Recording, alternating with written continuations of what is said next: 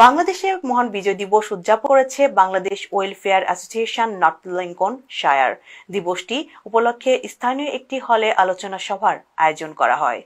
দর্শক এ নিয়ে গোলাম আকবর চৌধুরী ক্যামেরায় বিস্তারিত জানাচ্ছেন আমাদের সহকর্মী ফখরুল হোসাইন। বাংলাদেশের ৫৪তম মহান বিজয় দিবস উপলক্ষে যুক্তরাজ্যের স্কানথর্পে অনুষ্ঠিত হয়েছে এক আলোচনা সভা।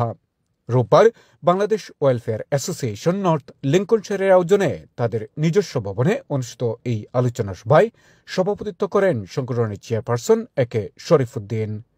জেনারেল সেক্রেটারি শফিউল ইসলাম ফয়সল ও কালচারাল সেক্রেটারি শামসুর রহমান বাবলুর যৌথ পরিচালনায় পবিত্র কোরআন থেকে তেলাওয়াত করেন হাফেজ শাহেদ আহমেদ। স্থানীয় বাংলা স্কুলের ছাত্রছাত্রীদের কণ্ঠে জাতীয় সঙ্গীতের মাধ্যমে শুরু হওয়া সভায় প্রধান অতিথি হিসেবে বক্তব্য রাখেন স্থানীয় এমপি নিক ডাকিন।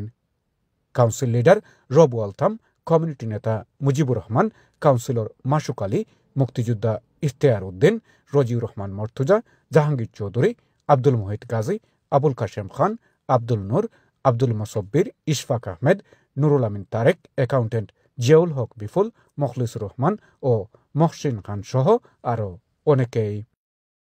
Privileged to join the Bangladeshi community here in Scunthorpe on the 54th Victory Day celebrations. It's important to me as the local Member of Parliament to be amongst this very diverse entrepreneurial community here in Scunthorpe and to recognise the relationship they have with the mother country of Bangladesh.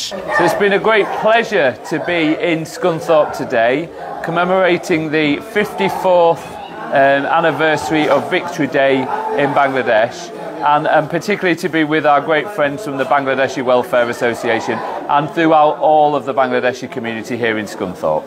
বক্তারা তাদের বক্তব্যে বলেন, পশ্চিম পাকিস্তানিদের শাসন শোষণ আর লাঞ্ছনা বঞ্চনা থেকে মুক্তি পেতে বাংলাদেশ স্বাধীন হয়েছে ৩০ লক্ষ শহীদ আর লক্ষ লক্ষ মা বোনের ইজ্জতের বিনিময়ে ১৯৭১ সালে। আজ স্বাধীনতার ৫৪ বছর পরও দেশের জনগণ সেই লাঞ্ছনা আর বঞ্চনা থেকে মুক্তি পায়নি।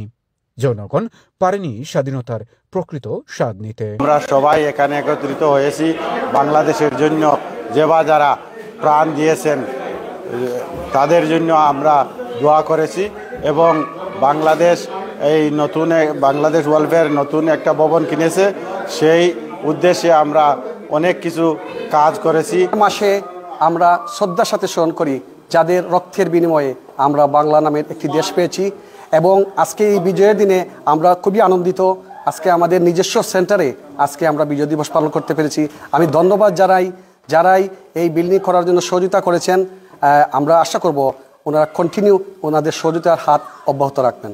বক্তারা বলেন, শুধু সরকার পরিবর্তন করেই দেশের পরিবর্তন সম্ভব নয়। দেশকে পুরোপুরি পরিবর্তন করতে হলে আমাদের প্রতিটি জনগণের দেশপ্রেম ও দায়িত্বশীল ভূমিকা পালন করতে হবে। Fakhrul Hossain, NTV, Europe.